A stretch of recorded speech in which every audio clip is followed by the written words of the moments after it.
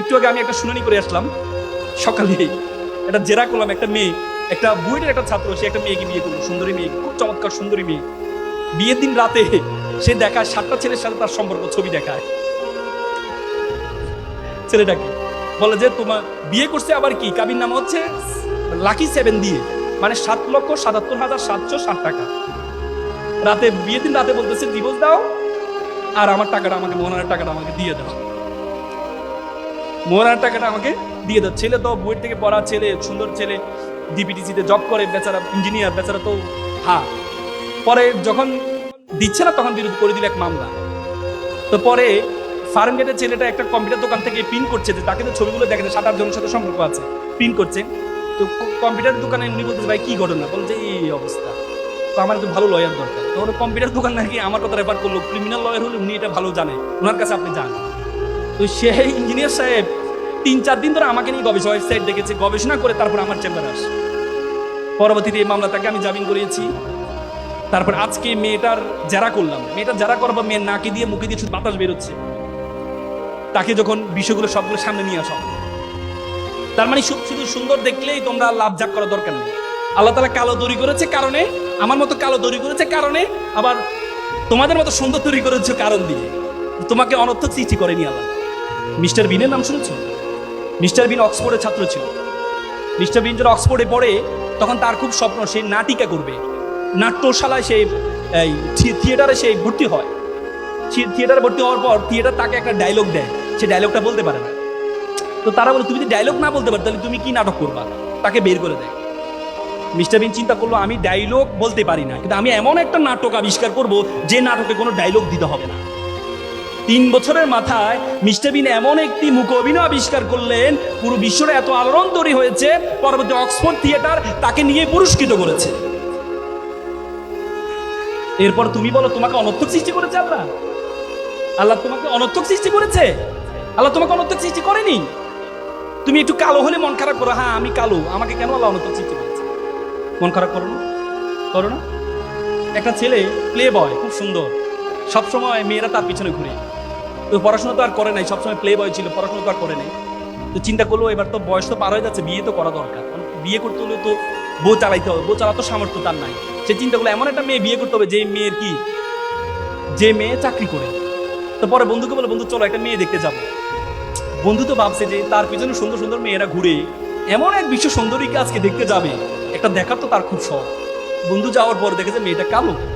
বন্ধু মেয়ে তো কালো, যা বেটা, নদীর জল ঘোলা ভালো, জাতের মেয়ে কালো ভালো। বন্ধু একটু পর বন্ধু তো টেরা, যা বেটা এটা লক্ষ্মী টেরা।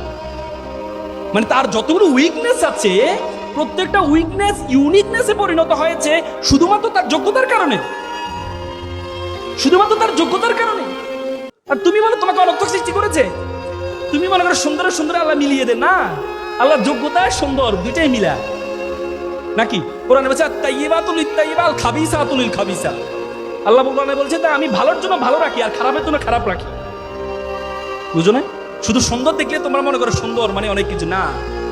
সক্রেটিস একটা চমৎকার কথা, beauty can not escape of calamity. সৌন্দর্য কখনো কলঙ্ক থেকে মুক্তি থাকতে পারে না। তো সুতরাং সবসময় সুন্দরের পিছনে ঘুরিও না। তোমাকে অনর্থক সৃষ্টি করে আমরা সবসময় সুখের সঙ্গেই খুঁজে পাই না, সুখের সঙ্গেই খুঁজে পাই না। একটা কাক মন খারাপ, আমি কালো মানুষ, আমি কালো পাখি, আমাকে কেউ সম্মান দেয় না। সবচেয়ে সুখী পাখি মনে হয় টিয়া পাখি। তো কাকে একদিন টিয়া পাখির কাছে গেছে তার সুখের সংজ্ঞা শোনার জন্য। টিয়া পাখি, আহা তোমাকে মানুষ, আমার মনটা খারাপ, আমাকে কেউ পাত্তা দেয় না। আমি পৃথিবীর সবচেয়ে ভালো কাজ করি, ময়লা আবর্জনা দূর করি, কিন্তু আমাকে কেউ পাত্তা দেয় না। কিন্তু তোমাকে মানুষ সবসময় আসলে, আমি বারান্দা আসলে মানুষ আমাকে দূর দূর করে দাঁড়িয়ে দেয়, আর তোমাকে আসলে মানুষ কাছে নিতে চায়, সেলফি তুলতে চায়। তো তুমি অনেক সুখী, সেটা কে বলে যে আমি সুখী? হ্যাঁ তুমি সুখী, কে বলে যে আমি সুখী? আমি কিভাবে সুখী হই? আমাকে মানুষ, আমি বারান্দায় কোথাও যাবো স্বাধীনভাবে চলতে পারি না, মানুষ আমাদেরকে ধরে ফেলে, ধরে খাঁচার মধ্যে বন্ধ করে ফেলে। সবচেয়ে সুখী হচ্ছে রাজহাঁস। কি রাজহাঁস সুখী কেন? রাজহাঁস দেখো কখনো বের হচ্ছে, কখনো আবার ঘরে যাচ্ছে, কত ভালো। কাক বলে তার রাজহাঁসের কাছে যায়, রাজহাঁস সাহেব শুনলাম আপনি নাকি খুবই সুখী। রাজহাঁস বলতেছে, বলছে হ্যাঁ আপনি সুখী তো, আপনি তেমন, আপনি দেখেন সকালে আপনাকে মালিকে ঘর থেকে বের করে দেয়, আপনি সারাদিন ধরে ঘুরেন, পুকুরে নামেন, ময়লা পুকুরে নামেন, নেমে পুকুর থেকে সারাদিন ঘুরে খেয়ে দিয়ে আবার পুকুরের উপরে উঠে একটা ঝাড়া দিয়ে আপনার সকল ময়লা ফেলে দেন। এরপর আপনার মালিক বিকেলে অপেক্ষা করে আপনি কখন ঘরে আসবেন, ঘরে আসার ঢুকার সময় খাবার দেয়, আপনি ঘরে ঢুকেন, রাতে ঘুমান, আবার সকালে বের হন। আপনার মতো সুখী তো কেউ নেই। সে বলছে আমি সুখী, আমি সুখী। কে বলেছে আমি সুখী? কে বলেছে আমি সুখী? সুখী তো সবচেয়ে বেশি সুখী ময়ূর। দেখো কত সুন্দর ময়ূর, তার সাথে মানুষ ছবি তোলে, তার সাথে সেলফি তোলে, কত সুন্দর দেখতে। কাক বলে যে ময়ূর সুখী। কাক গেল ময়ূর কাছে, ময়ূরকে দেখতে গেলেও চিড়িয়াখানা ঢুকতে হচ্ছে। সে বলে ওরে বাবারে, মানুষ টাকা দিয়ে তাকে টিকিট কেটে তাকে ঢুকতেছে, তার মানে তো সুখী সে, বেশি সুখী। আমি সুখী যে স্বেচ্ছাচারী পাখি, তুমি তো সবচেয়ে সুখী। তোমার কোনো ঝামেলা নেই, তোমাকে কেউ আটক করছে না, তুমি স্বাধীনভাবে ঘুরে বেড়াও, মানুষের জন্য কাজ করে যাও, তোমার মধ্যে সবচেয়ে বেশি সুখী হচ্ছে তুমি। কাক তখন ভাবলো, আরে আসলে কত তো আমি না সুখী, আমি না সুখী, আমি মানুষের জন্য কাজ করে যাই, মানুষের কাজ করে যাই, কিন্তু মানুষ কোনো আমার খাঁচার মধ্যে বন্দি করে না, খাঁচার মধ্যে বন্দি করে আমি অপরের জন্য কাজ করে যাই, অপরের সুখের জন্য কাজ করে যাই। তখন কাক সেদিন বুঝতে পারলো সে সবচেয়ে বড় সুখী। আজকে যারা তোমরা সুইসাইড অ্যাটেম্প নাও, যারা সুইসাইড অ্যাটেম্প নাও, তুমি সুখী না, তুমি সুখী না, তোমরা সবসময় চিন্তা করো।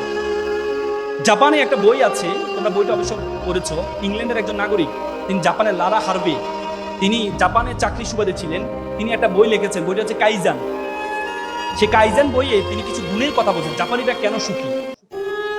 সেখানে একটি গুণের কথা বলছে ইকিগাই। ইকিগাই মানে pursue what you can do the best, করো যেটি তুমি সবচেয়ে ভালো জানো, করো যেটি তুমি সবচেয়ে ভালো জানো। আর দ্বিতীয় আরেকটি বলছে পোমোডোরো। পোমোডোরো মানে compare, don't compare to other, অন্যের সাথে কখনো নিজেকে কম্পেয়ার করো। আমরা অন্যের সাথে কম্পেয়ার করি। আল্লাহ রাসূলের জন্য বলেছে তুমি নিচের দিকে তাকাও, তাহলে তুমি কোনো হতাশ হবে না, যদি উপরের দিকে তাকাও তাহলে তুমি সবসময় হতাশ হবে। একটা বিল্ডিং এর 11 তলা একটা শিশু বারান্দা দিয়ে তাকিয়ে আছে, আর নিচে একটা রাস্তার শিশু সে খেলছে, কাদা দিয়ে খেলছে। উপরে নিচের শিশুটা চিন্তা করছে, ইস আমি যদি তার মতো নতুন পোশাক পরে 11 তলায় থাকতে পারতাম।